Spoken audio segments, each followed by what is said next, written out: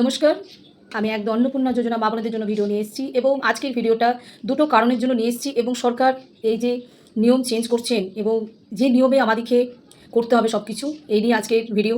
এবং কি করতে হবে এবং আমাদের আরও কত নিয়ম পালন করতে হবে এই রাজ্যে, তো সেই নিয়ে আজকের ভিডিও। এবং এই যে মা বোনেরা অন্নপূর্ণা যোজনায় প্রত্যেকেই একই মেসেজ, একই কমেন্ট, একই বার্তা, সেটা হচ্ছে কেউই বলছে না যে আমরা পেয়েছি, সকলেই বলছে আমরা পাইনি পাইনি পাইনি। এই পাইনি পাইনি কথাটা শুনতে শুনতে বিশ্বাস করুন আমি একদম কি বলবো, খুব আপসেট আছি যে প্রত্যেক মা বোনেরা আজকে কত দিন ধরে তারা ফর্ম ফিল আপ করে জুন মাস, কেউ জুলাই মাস করে আজকে আগস্ট এই মাস চলছে। তো সে কারণে এখন অবধি কিন্তু কারুর অ্যাকাউন্টে অনেক লক্ষ মা বোনদের অ্যাকাউন্টে কিন্তু টাকা ঢোকেনি। তো এই নিয়ে আজকের ভিডিও। এবং এই যে নিয়ম চেঞ্জ হচ্ছে এবং নিয়মের মাধ্যমে আমাদেরকে কী করতে হবে সেটাও কিন্তু এই ভিডিওর মাধ্যমে আপনাদেরকে সরাসরি আমি বলে দেবো। এবং ভিডিওটা ভালো লাগলে প্লিজ মা বোনদের কাছে একটু শেয়ার করে দেবেন, প্রত্যেক জনগণের কাছে এটা অনুরোধ বলতে পারেন। আর পেজটা ফলো রাখবেন, কমেন্টে জানাবেন আপনাদের সমস্যার বিষয়গুলো। এবং এও বলে রাখি, একটু শেষ পর্যন্ত এই ভিডিওটা শুনবেন, স্কিপ করবেন না, তাহলে হয়তো অনেক কিছু আপনাদের অজানা জিনিস রয়ে যাবে যেগুলো আপনারা হয়তো জানতেও পারবেন না, সেক্ষেত্রে আপনাদের আরও টেনশন বাড়বে। তো আজকের ভিডিওটা হচ্ছে এই যে সরকার নিয়ম বদলেছে। আগের নিয়মগুলো আপনারা জানেন যে তখন বলা হয়েছিল যে স্বামী বা বাড়ির কেউ যদি চাকরি করে কোনো সমস্যা নেই, যে বেকার মহিলা এবং গৃহবধূরা তারা কিন্তু টাকা পাবেন। এখন নিয়ম বলছে যে যারা যারা বাড়িতে চাকরি আছে, যাদের বাড়িতে মোটা স্যালারি দেয়া পাচ্ছেন এবং যারা ইনকাম ট্যাক্স আওতায় পড়েন, সেক্ষেত্রে তাদের অন্নপূর্ণা যোজনা 3,000 টাকার থেকে বাতিল বা বাদ। তো নিয়ম যেহেতু ক্ষণে ক্ষণে চেঞ্জ হচ্ছে, সেই আপডেট আপনাদেরকেও আমি তুলে ধরছি। এবং আপনাদের কমেন্ট কিন্তু আমার কাছে প্রতিনিয়ত আসছে এবং যে নিয়মে আমাদেরকে চলতে হচ্ছে তাতে সত্যি খুব অসুবিধার মধ্যে প্রত্যেক মানুষ পড়ে গেছে। তো সেক্ষেত্রে আমি একটা কথা বলি, সেটা হচ্ছে আমার যেটুকু নলেজ সেটুকু নিয়ে আমি বলছি। সেটা হচ্ছে এই যে বলেছেন সরকার যে যাদের বাড়িতে চাকরি আছে, শ্বশুর বলুন বা শাশুড়ি বা মোটা টাকা পেনশন সরকারি থেকে পান বা স্বামী চাকরি করে, কিন্তু একটা জিনিস সরকার কাছে বিনীত নিবেদন করে আমি একটু জানাতে চাই যে সরকারকে এটাই বলতে চাই যে যে বাড়িতে শ্বশুর চাকরি করে ঠিক আছে, শাশুড়ি পেনশন পায় ঠিক আছে, স্বামী চাকরি করে ঠিক আছে, কিন্তু যে অ্যাপ্লাই করছেন, যে মহিলা মা বোন যাই বলুন, যার নাম দিয়ে আমি বলছি করছেন, সে হয়তো হাউসওয়াইফ, বেকার, সে কোনো কিছু করে না। এমনও তো হতে পারে যে তার স্বামী তাকে টাকা দেয় না, সংসার চালানোটুকু তাকে হয়তো টাকাটা হাতে দেয় মাসে, তার চলবে কী করে? তার শখ আহ্লাদ এবং তার কোনো জিনিস কিনতে গেল বা কিছু তার কিনতে মনে হলো, বা তার হয়তো বাপের বাড়ির অবস্থা খারাপ, কিছু হয়তো তাকে সাহায্য করার জন্য টাকাটা দরকার হতে লাগলো, বা হয়তো ছেলেকে কিছু কিনে দেওয়া, গিফট কিনে দেওয়া, জন্মদিনে কিছু নিজস্ব যে ব্যাপারটা, সেটা কী করে মেটাবে?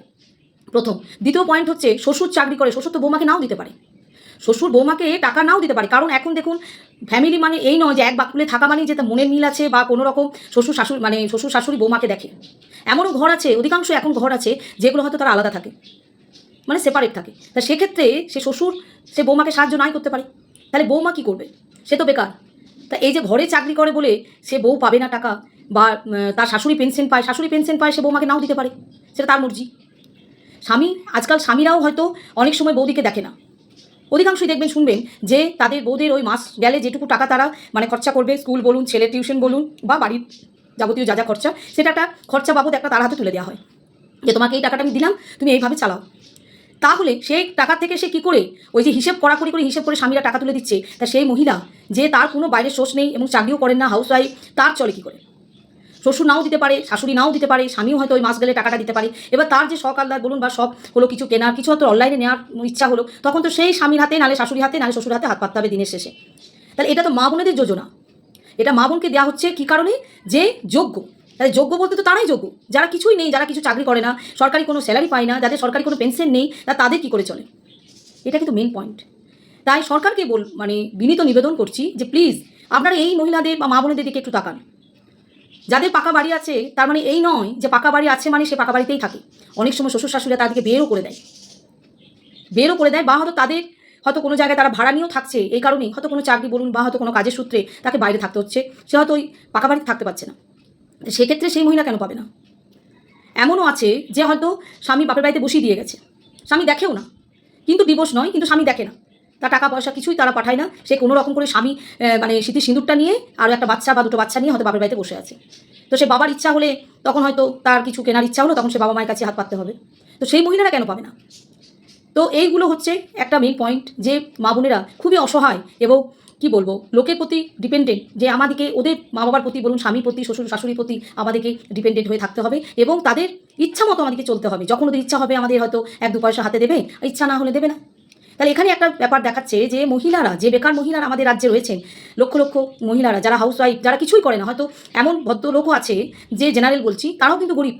তারা কিন্তু লোকের বাড়িতে এমন, হয়তো তারা আগে অবস্থা ভালো ছিল, এখন হয়তো অবস্থা তাদের মানে খারাপ হয়ে গেছে, সেক্ষেত্রে তারা লোকের বাড়িতে কাজও করতে পারবে না, লোকের বাড়িতে রান্নাও করতে পারবে না, তাদের সম্মানে লাগছে, কারণ তাদের হয়তো আগে ভালো অবস্থা ছিল, নাম ছিল, ডাক ছিল, সেক্ষেত্রে তারা কিন্তু বাড়ির লোকে মানে অন্যের বাড়িতে গিয়ে কাজ করতে পারছে না। তা তাদের চলবে কী করে? এগুলো অনেকগুলো প্রশ্ন দাঁড়িয়ে গেছে। তো সরকারের কাছে আমি বিনীত নিবেদন করতে চাই যে প্লিজ যারা যারা এই ধরনের মহিলারা এখন অবধি সাফার করছেন এবং যে যে নিয়মগুলো আপনারা চেঞ্জ করছেন প্রতিনিয়ত প্রতিদিন, যে এই নিয়মে আবার হয়তো ফর্ম ফিল আপ করতে হবে, তো এইগুলো কিন্তু সত্যি খুবই কষ্টের ব্যাপার। যে যে মহিলাদের কথা আমি আজকে আপনাদের কাছে তুলে ধরলাম, তো সব মহিলাদের কিন্তু আমি রেসপেক্ট করি এবং সাহায্য করার জন্য আমি কিন্তু সরকারের কাছে প্রতিনিয়ত এই ধরনের ভিডিও তুলে নিয়ে আসছি। তাই প্রত্যেক দিনই আমি ভিডিওতে এই কথাটাই বলে আসছি যে প্লিজ আপনাদেরকে করজোরে নিবেদন সরকারকে যে এই মহিলার দিকে একটু তাকান, ভাবুন, তাদের কষ্টের কথাটা একটু চিন্তা করুন, যে তারা কিন্তু এই অবস্থার মধ্যে তারা পড়ে রয়েছে। আজকে এটুকুই, টাটা।